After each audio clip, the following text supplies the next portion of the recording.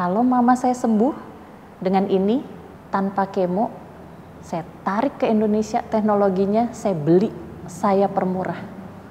Saya bilang gitu. Dan yang terjadi adalah mama saya sembuh.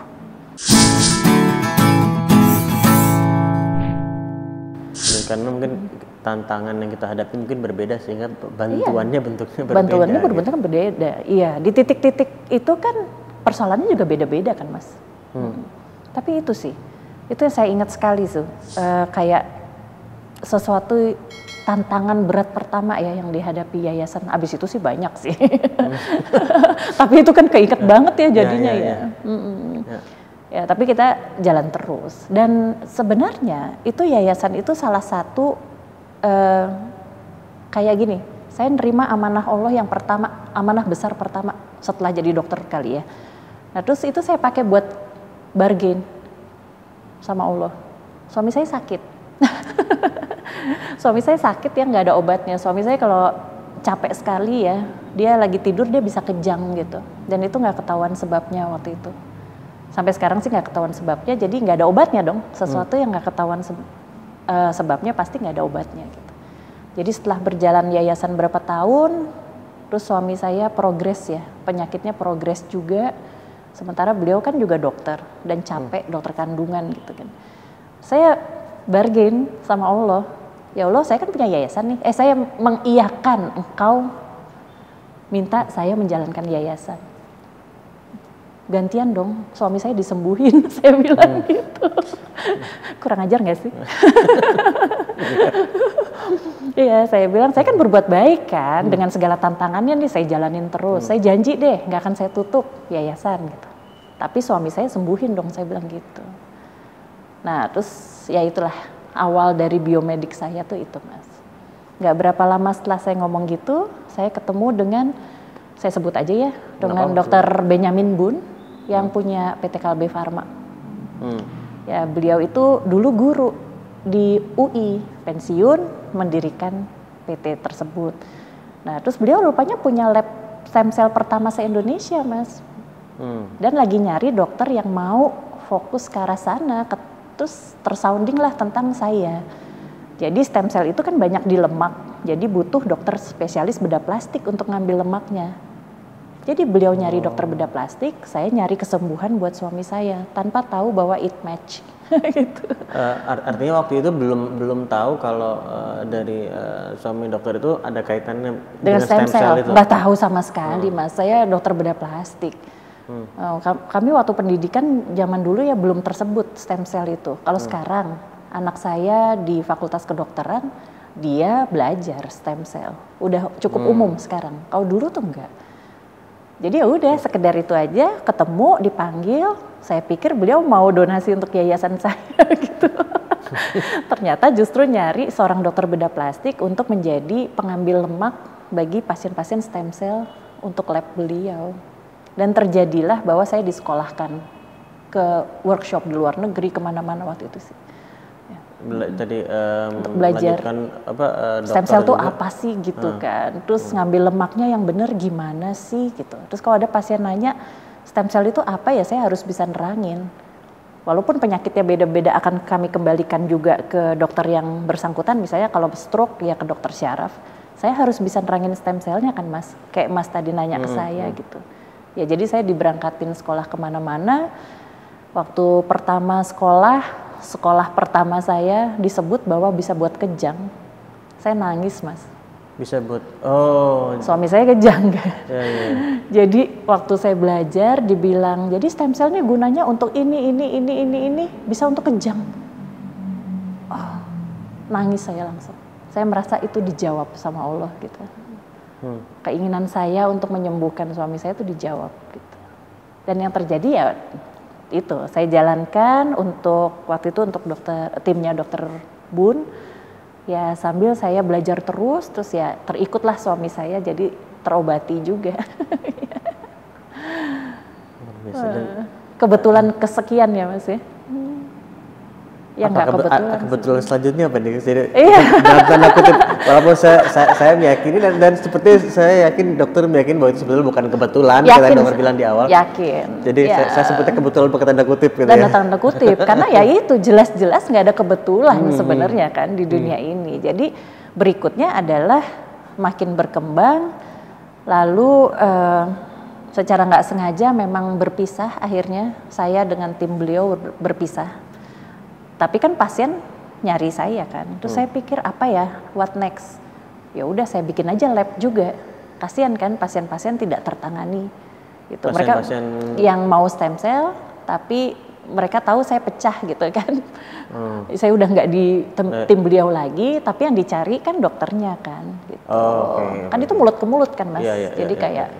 Tapi kan saya mau ini dok, mau perawatan anti aging, saya maunya sama dokter misalnya gitu kan. Tapi saya udah nggak punya lab lagi, saya bilang. Setelah lama-lama mikir, iya ya kasihan juga loh pasien ya. Mereka butuh gitu kan. Nggak cuma untuk kecantikan soalnya kan. Ya kalau kayak suami saya. Jadi kalau biar orang tahu juga gitu kalau stem cell. Kalau di tim kami yang paling banyak itu pasien diabetes loh mas. Diabetes? Ya, makanya akhirnya saya memutuskan ambil S3-nya tuh stem cell di diabetes. Karena pasiennya banyak sekali. Nomor 2 sih anti-aging masih ya, pasien-pasien saya. Lalu dokter neuro kami di klinik tuh banyak sekali pasiennya stroke dan autis. Itu banyak sekali. Dan dengan stem cell juga gitu. Jadi kan broad spektrum banget kan mas, dari kecantikan sampai penyakit dalam, diabetes, sampai stroke, autis, epilepsi, banyak autoimun. Jadi akhirnya bangun lab juga dan mulai gather teman-teman yang sebagai dokter penyanggung jawabnya gitu. Kalau penyakit dalam kan bertanggung jawab untuk diabetes misalnya. Kalau stroke ke dokter neuro itu pelan-pelan satu persatu saya tarik-tarikin tuh. Tapi untuk bikin lab tadi kan juga butuh biaya juga. Oh luar biasa. Jadi itu juga salah satu yang saya tuh nggak ngerti gitu ya dananya dari mana. Terus tapi dulu itu stem cell yang saya lakukan itu kan stem cell yang nggak dibiak. Jadi Permenkesnya belum ada sebenarnya. Jadi sah-sah aja dengan lab, ya dengan lab yang kecil itu sah-sah aja. Sampai 2018 Permenkes itu dirubah. Labnya harus lab CGMP yang ya itu makan dana banyak. Tapi kan waktu saya mulai masih Permenkesnya belum ada gitu. Untuk stem cell yang tidak dibiak ya. Kami khusus stem cellnya nggak pakai dikultur gitu. Ya terus 2018 baru deh labnya diperbesar. Tapi kan itu kan udah ongoing ya mas ya. Ya uang udah ada sedikit-sedikit gitu. Nah tapi tantangannya dong. Ya membangun sendiri sama berada di bawah nama besar seorang dokter Bun tuh beda banget. Lah makanya tadi saya mikir karena tadi kan memang saat di tempat sebelumnya memang sudah ada labnya gitu kan. Iya sudah berdiri. Sudah ada infrastrukturnya lah gitu. Iya di Indonesia sudah jelas izin besar, big name gitu kan. Saya part of it. Sekarang bikin sendiri nah lo gitu. Membawa nama Hayandra gitu kan. Wah tantangannya luar biasa mas. Habis kami. Habis dipertanyakan bener nggak bahwa kami kan keluarkan paten ya setelah itu. Bener nggak sih seorang dokter Karina dengan tim yang masih kecil dan masih muda, timnya masih muda waktu itu kan baru berapa tahun berdiri sudah bisa mengeluarkan paten bahwa sel yang kami ambil dengan sekali proses tuh bisa miliaran selnya mas, jadi nggak perlu dibiak. Boleh ini sebentar nggak dok? Ini saya pause sebentar nih. Iya. Sekali lagi buat saya dan mungkin teman-teman yang nyimak obrolan ini, sel dibiak nggak dibiak ini apa dok? Buat kita yang awam nih dok. Iya benar. Jadi waktu kita ambil sel dari tubuh mas misalnya, terus kalau dapatnya sedikit, itu kan mungkin nggak cukup untuk ngobatin mas. Misalnya katakanlah nauzubillah min dzalik ya mas diabetes gitu. Mas butuhnya banyak. Terus saya dapat lemaknya, aduh kok nggak terlalu banyak ya. Tim lab saya meretelin selnya ternyata katakanlah 100 juta. Nggak cukup nih buat artinya memperbaiki kondisi itu, mas. Yang diambil ini sel dari tubuh mas sendiri. Terus diambil yang stem cellnya aja. Yang stem dan teman-temannya ya. Okay. Stem cellnya ada berapa jenis gitu. Namanya stromal vascular fraction, dia satu geng. Terus kita lihat kan dihitung, aduh ternyata selnya nggak banyak. Itu nanti hasilnya kurang bagus. Kalau kita main sel tuh the more the better mas. Jadi harusnya dapat banyak. Jadi dari kuantitas yang banyak, secara statistik probabilitasnya jadi yang lebih kualitasnya tinggi. banyak juga Betul, lebih tinggi. Gitu. Iya, jadi ada teknik dibiak, diperbanyak. Kami nggak suka teknik itu. Karena kalau dibiak berarti kan di luar tubuh orang itu kan selama 2 minggu. Ada resikonya tentu dong. Walaupun labnya steril atau apa, 2 minggu di luar tubuh tuh resiko. Resiko kontaminasi misalnya kan. Resiko tidak tumbuh cepat, sebagian lah diantaranya. Jadi kami pingin sekali ngambil langsung dapat banyak.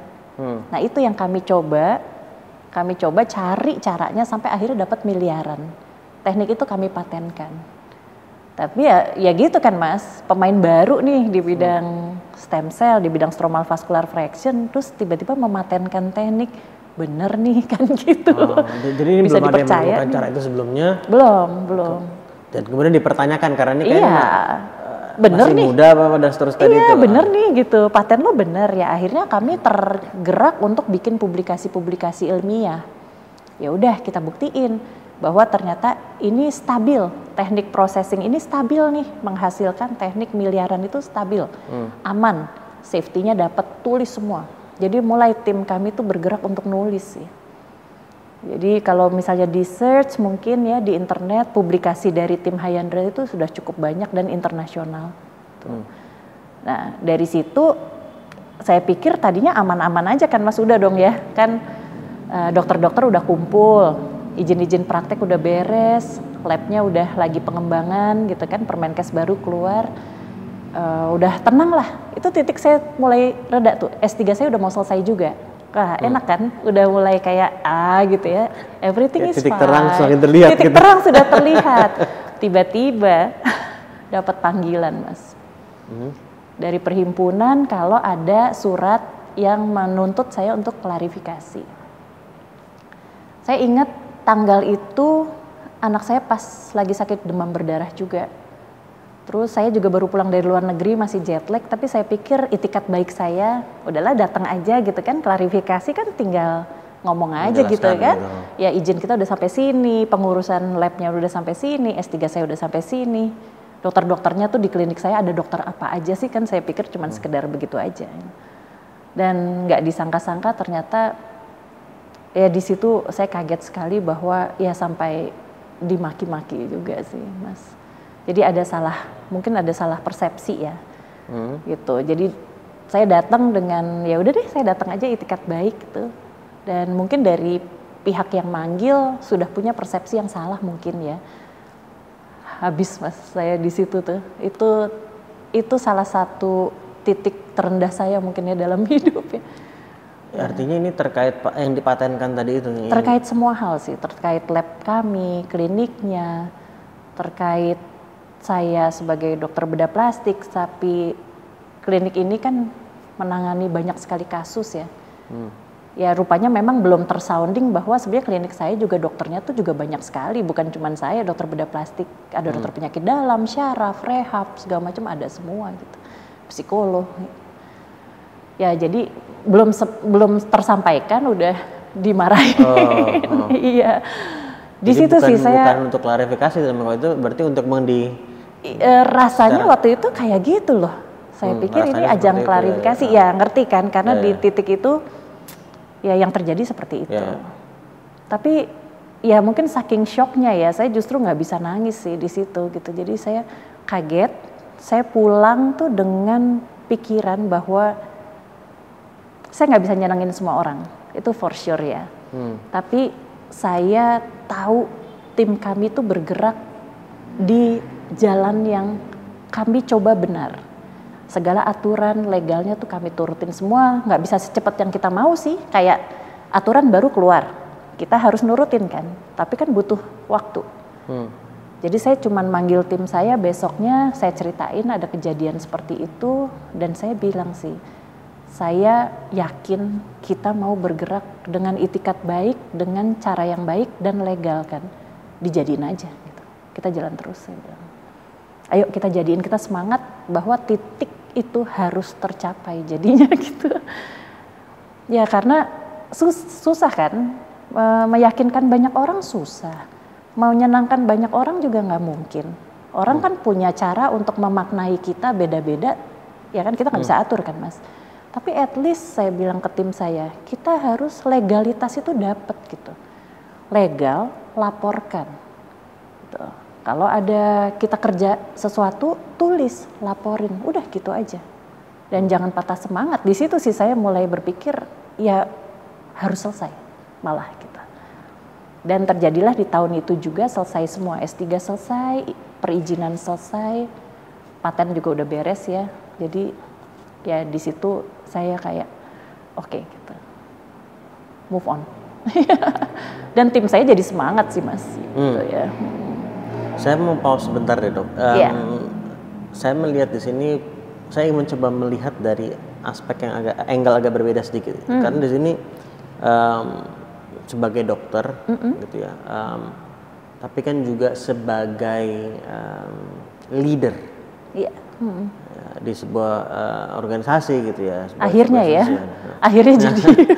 Kan di baik di lab, tapi bahkan sebelumnya di yayasan pun kan juga itu sebuah institusi gitu. Iya, betul.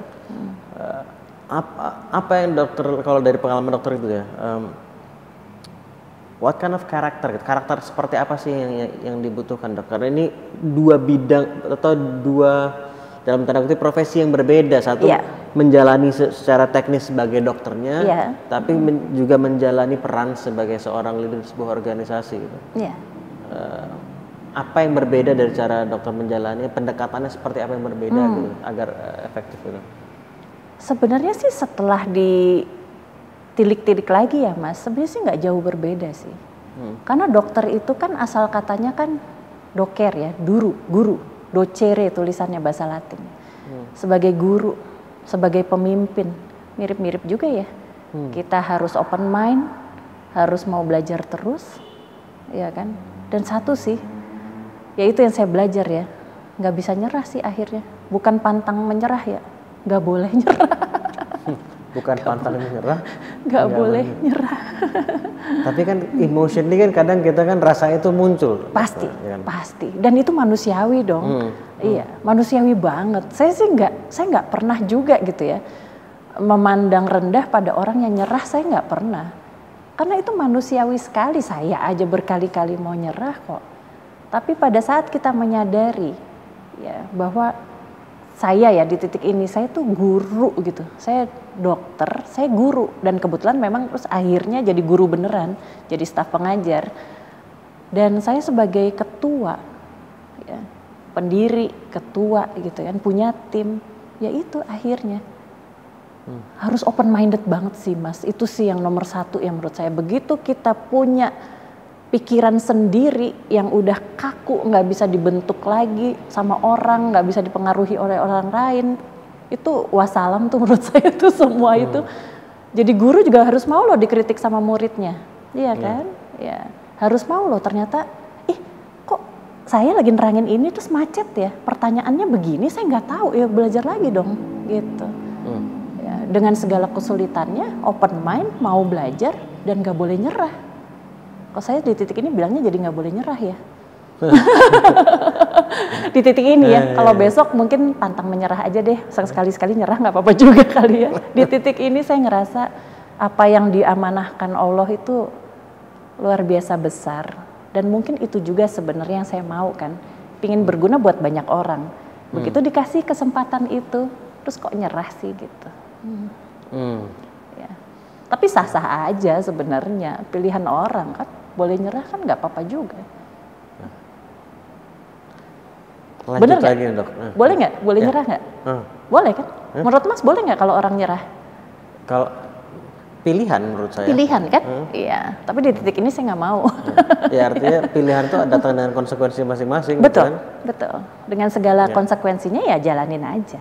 Kalau pilihannya nyerah, konsekuensinya akhirnya tidak terjadi apa-apa ya jalanin aja gitu kan. Termasuk konsekuensi misalnya kesempatan untuk tadi berbakti bermanfaat tadi yang jadi tidak termanfaatkan lah mungkin. Iya, gitu ya. Nggak apa-apa juga kan.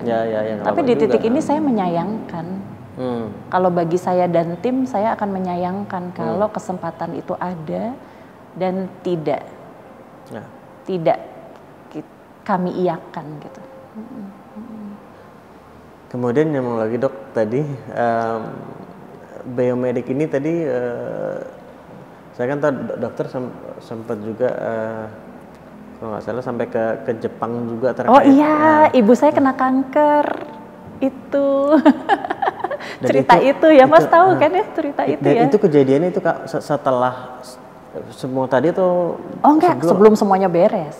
Jadi waktu di tengah-tengah lagi S3 tuh Mas. Oh justru saat sedang S3? Iya, jadi belum beres semua itu. Jadi masih di tengah-tengah itu saya waktu itu lagi settle justru ya. Lagi settle bahwa klinik sudah berjalan dengan baik, dokter-dokternya sudah ada semua gitu, sudah cukup lengkap, lab sudah berjalan, Permenkes baru belum keluar.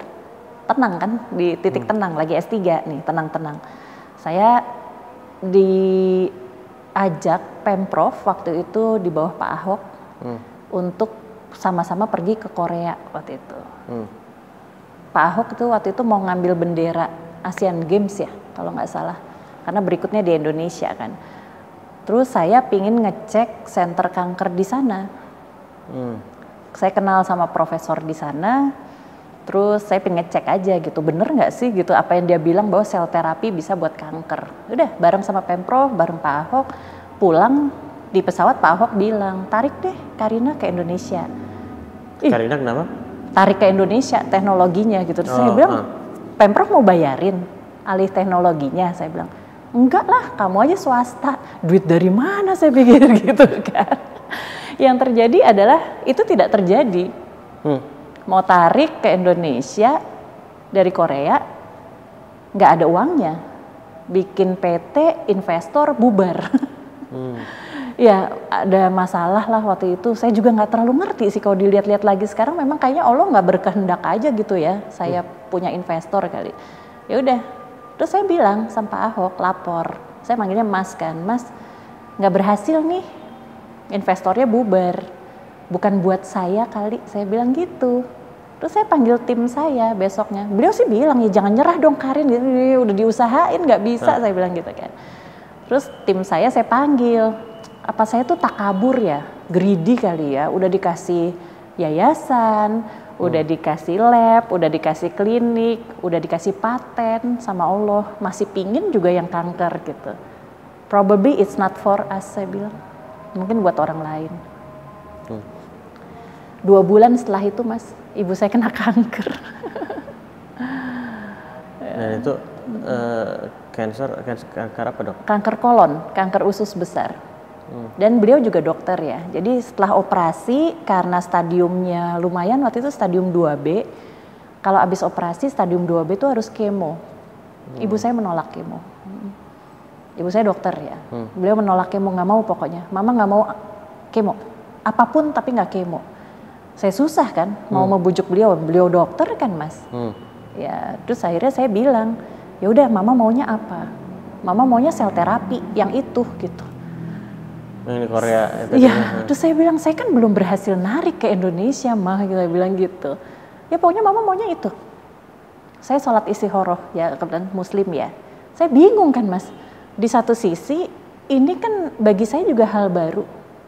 Nggak ada dokter di Indonesia yang bisa nerangin ke saya. Profesornya researcher, bukan seorang dokter. Tapi di satu sisi si Mama nggak mau kemo yang udah jelas-jelas established sebagai prosedur resmi. Iya kan. Saya sholat, jawabannya adalah ikuti Mama. Oke, saya kontak profnya, disuruh ke Jepang. Karena di Jepang kabarnya lebih murah, kata prof tersebut. Tapi prof itu juga nemenin Mama saya ke Jepang. Ya yang dibilang murah itu ya, ya Allah Mas, ya Allah. Wah itu perjalanan yang impossible menurut saya sih. 7 kali kami bolak-balik ke Jepang untuk treatment tersebut. No clue ini akan berhasil atau enggak, biayanya luar biasa mahal, luar biasa, habis miliar. Dan di situ terjadilah titik terendah saya yang kesekian itu masih. Saya nazar, kalau Mama saya sembuh dengan ini tanpa kemo, saya tarik ke Indonesia teknologinya, saya beli, saya permurah. Saya bilang gitu. Dan yang terjadi adalah mama saya sembuh. Dengan terapi terapi itu tanpa kemo. Ada zat-zat yang bisa meredakan badai sitokin. Pernah dengar kan? Kalau pasien COVID kena badai sitokin terus meninggal kan gitu kan. Nah, virusnya sendiri sih kita nggak mampu obati kan, dia kan virus kan sebenarnya badan kita mampu untuk menghantam, tapi kerusakan yang terjadi akibat virus itu menimbulkan suatu badai sitokin, badai protein di tubuh kita, yang ternyata bisa diredakan dengan protein-protein yang ada di dalam trombosit. Jadi antinya ada di badan kita, Mas.